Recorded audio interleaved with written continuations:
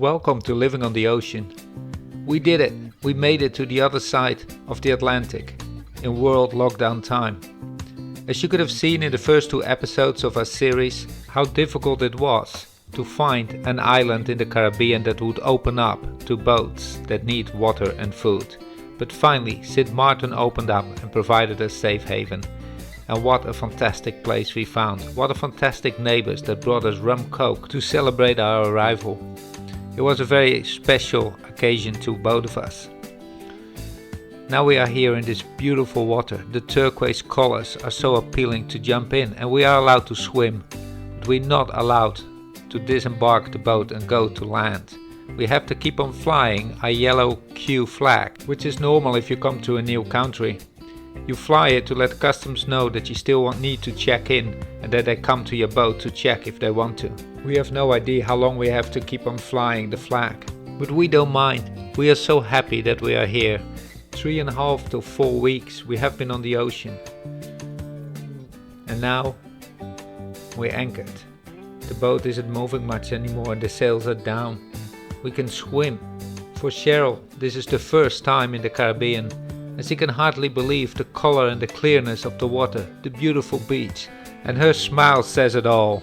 This is a fantastic place. This is where she wants to be, this is where we want to be. But how long can we stay here? We have no idea what's gonna happen yet. We have no idea how long we have to be in this quarantine situation and how silly it sometimes looks like. But the time waiting is well used by enjoying this beautiful spot. Every day we swim around the boat. Every day we just enjoy this beautiful clear water, waiting for the customs to come over and tell us that we can go to land. I add with my dinghy 2 more anchors, so that we end up with a star and we lay in the middle, not swinging too much towards this yellow buoy and not swinging into the channel. We basically staying in the same spot. But I had also no idea how lucky I was that Twilight was on 3 anchors. From where we anchored, we can see the cruise ships come in. Big ships with big masts. They can sail. One of them I know from 1999 when I was in Portimao in the Algarve in Portugal. Far in the distance when it's clear, we can just see the shadow of St Eustatius, Eustasia as they call it here. And there are other cruise ships just waiting for fuel as well. This big super yacht that looked so big when we came in, all of a sudden becomes small when the big cruise liners anchor behind him. I guess big is only a matter of perspective. The next day after we anchored, the Coast Guard comes by with their boat. And other people that work that day, they wonder, they ask us, why haven't we gone to custom yet? And we told them, we're not allowed to leave the boat. How can we go to customs? Well, we must immediately go to customs, that's normal. So I row quick to the shore when they leave, with the papers, with the satellite track and with our passports. And I walk for the first time in my life on St Maarten. I meet only one man that's standing on the street. I look in between the green palm trees and see the beautiful color water and see Twilight laying there. It is a beautiful island. There's only one very sad thing. There's no music. There's nobody in all the bars and the cafes. It's very obvious that something is wrong. It's very obvious that the fear for COVID-19 has a big influence on this island. While I walk around, I take pictures. Pictures of the beautiful views. I have no idea if Cheryl can even come to land. The empty streets and the empty restaurants. For the first time, having left Portugal and not being on the ocean, we are confronted with what COVID-19 really is doing to the economy of the islands in the Caribbean and probably all over the world. While I'm speaking in this video, I realize how much was about this situation there and how sad it was. I know nobody wants to hear about it anymore. We want to talk about the nice things. But it was the big influence of what was happening there. This island, empty, with its beautiful colored houses and its sunshine and its beautiful water. It's a paradise. but people are standing in a line for the supermarket. That's the only place where you see people. Shops are closed. Bobby's Marina, the port is closed. And when I keep on walking the streets towards the custom office, I'm starting to realize this is not at all gonna be easy over here. There's a lot more happening than I had realized. And worst of all, we're not far away from a new hurricane season. Where can the boats go to if they cannot go to the islands in the south away from the hurricanes? And the people that live here that need this time to make them money. For us it's easier. We can fill our boat with food and water and leave and go to a better place. But where is a better place to go to? We cannot go south to stay away from the hurricanes. And actually the boat isn't ready to sail back the Atlantic west to east back to Europe. And before I arrive at customs, I'm already puzzling in my head. How are we gonna leave here and where are we gonna go to? Arrived at the custom office, they do my paperwork and they give me the necessary stamps and they're friendly and helpful. They also tell me that I have to stay in quarantine on my boat. So I pull out my laptop and show them the track of the satellite that I have not been anywhere. And the head of the custom office comes over and he takes a picture of it and says he will send it to the authorities and let me know when we can leave the boat. He's quite friendly and I think it will all work out very soon. I leave the custom office much happier feeling than when I came. They're friendly people over here in St Maarten. So I expect it all be over soon. Soon we can do our shopping. Looking around, I see a plane laying there. What's a plane doing here? Who's collecting this? What are they planning with this stuff? There's a lot more old stuff over here. A boat. It's standing here a long time by the looks of it, waiting for somebody with a lot of energy to make it a dream. Or a crane? Is it still working? I don't think so.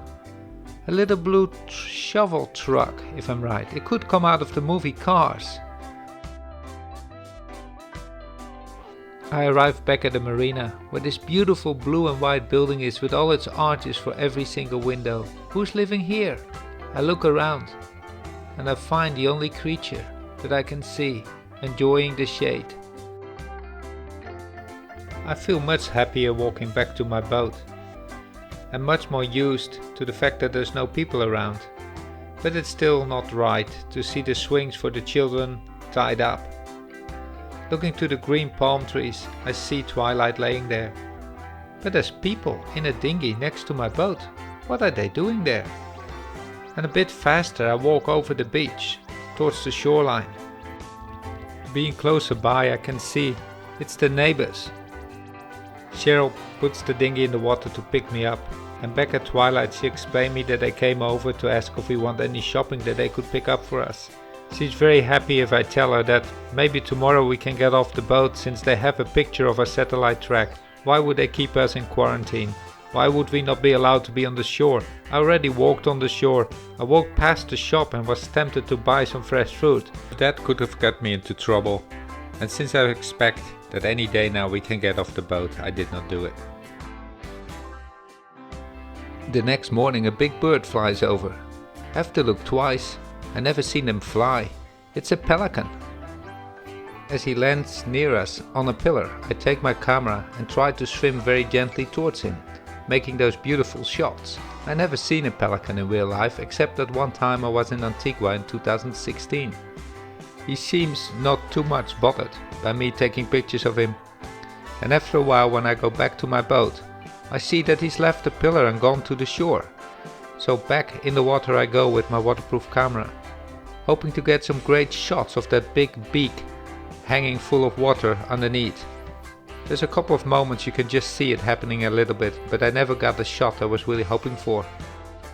I slow down the camera to just give you a little bit of an idea how big that beak can get.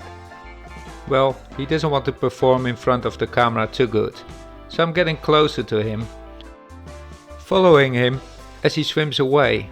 When I get too close to him, he has enough of it and he flies away, hop, hop, hop, using his feet to get airborne. And there he goes, landing a little bit farther on the beach, right in front of one of the only houses to me from our boat that shows the damage from the big Hurricane Irma that came over this island. With the zoom I can still see the pelican fishing on the shore. And as I come closer, on the side of the buoys, all of a sudden I'm much closer than I should be.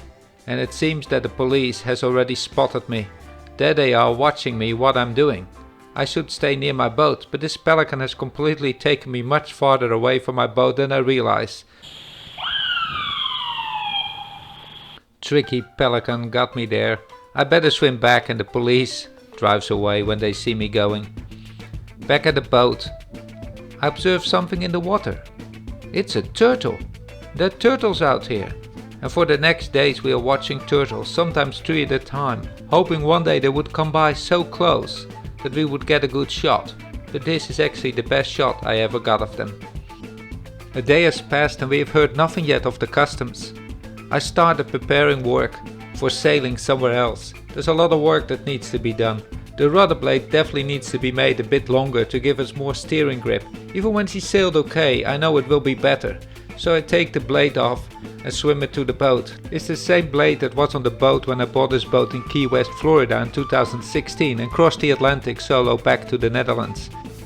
I worked on this rudder blade when the boat was in the Netherlands. The rudder had a big problem on the way coming back, and it almost cost me my life when a helicopter wanted to airlift me off my boat and I just had to abandon my brand new boat. But more about that in the next episode. Now it's time to add some extra surface area to this rudder blade. Since the boat has been lengthened with about 10 feet 3 meter, the rudder blade is too small. I need more grip. With PVC foam and epoxy I build a shape, and then the sanding and the plastering starts without power tools, laying here, and the days go by, every day doing a little bit more, sanding, plastering, till this rudder gets the perfect shape we want. After every sanding section, I just jump into the sea to wash all the fiber off my body. At least that's easy and that's nice every day. Also a swimmer shows up next to the boat. A very friendly man that welcomes us into St Maarten. His name is Bobby and he says if we need any help, all we need to do is mention that we know him. He loves boats and he's been watching our boat from his house. He came closer to see the beautiful lines and see what kind of boat it was and why the mast was so far forward. He seemed to know more about boats than the average person.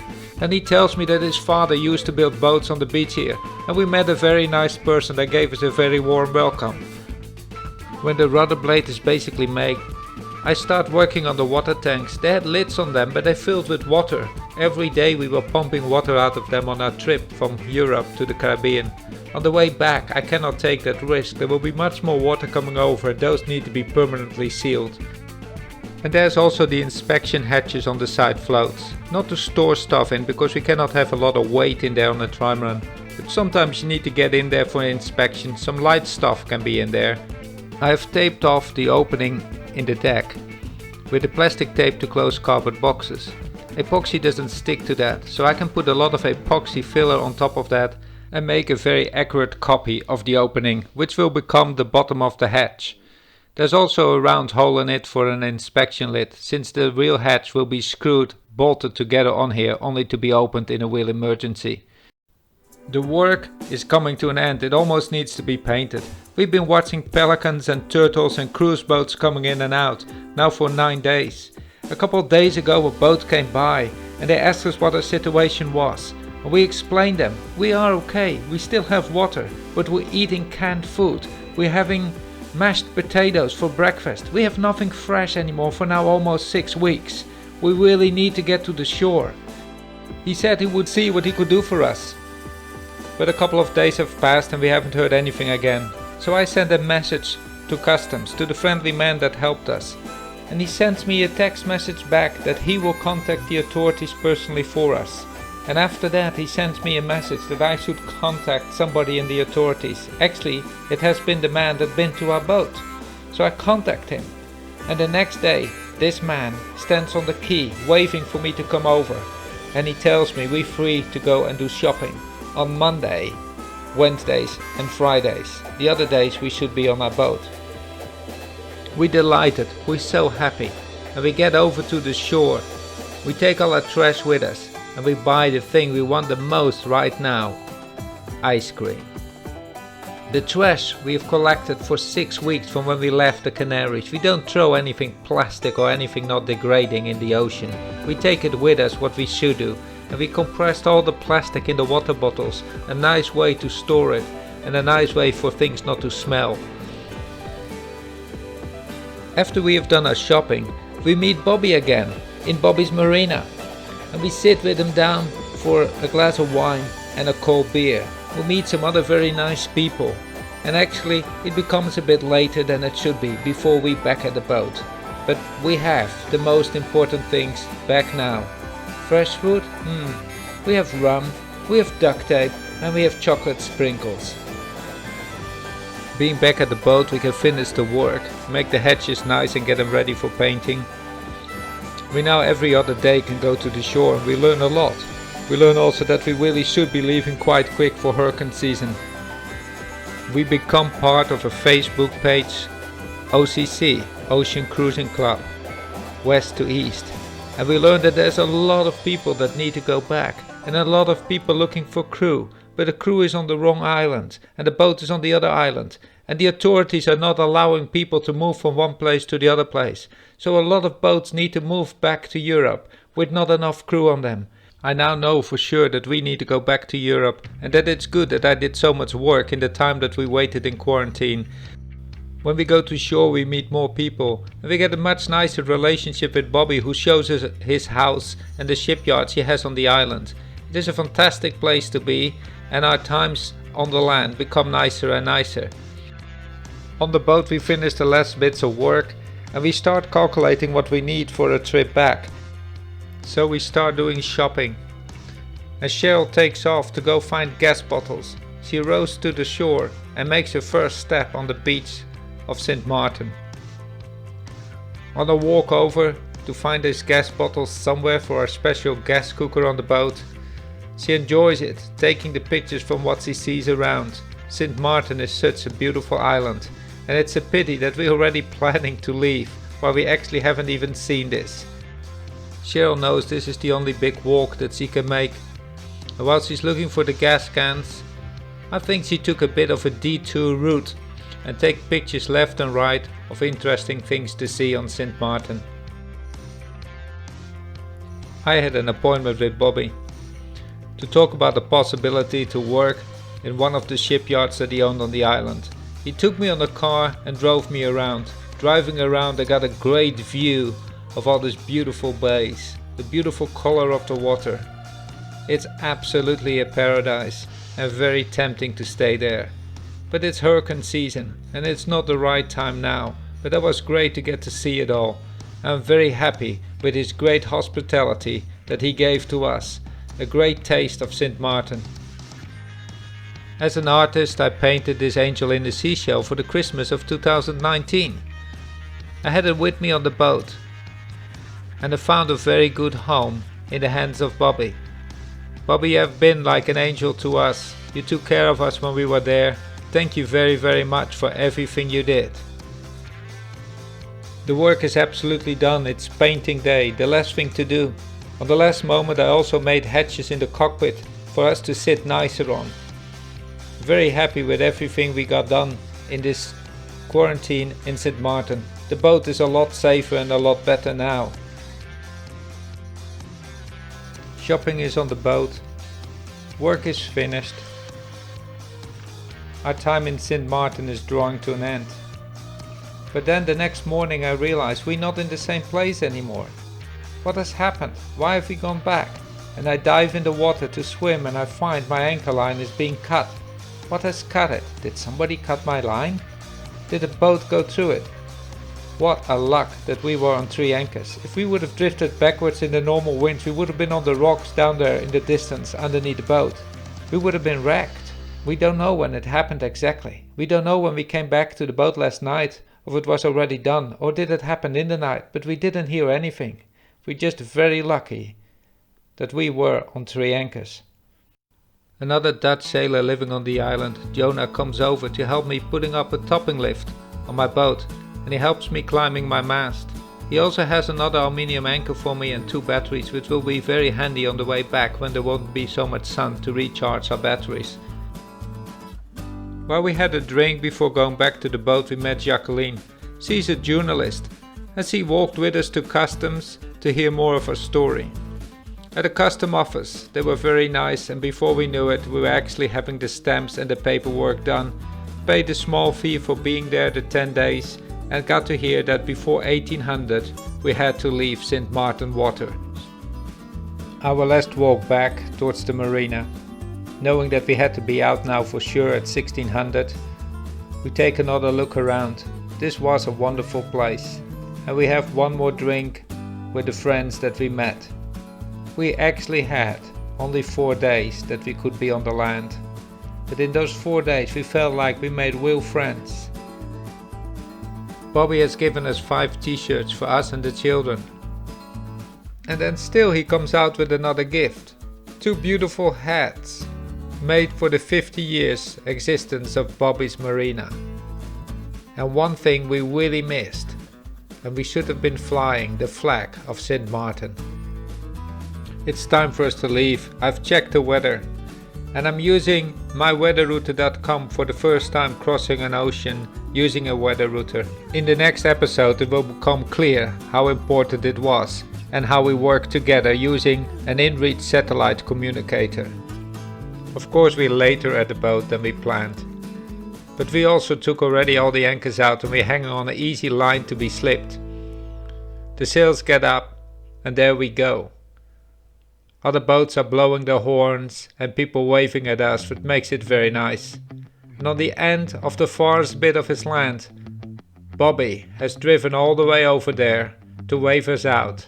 Actually, it is Sir Bobby for everything he did on the island. He swam over to welcome us. He gave us a fantastic time in the couple of days that we could be on the land. He made St Maarten for us an unforgettable memory.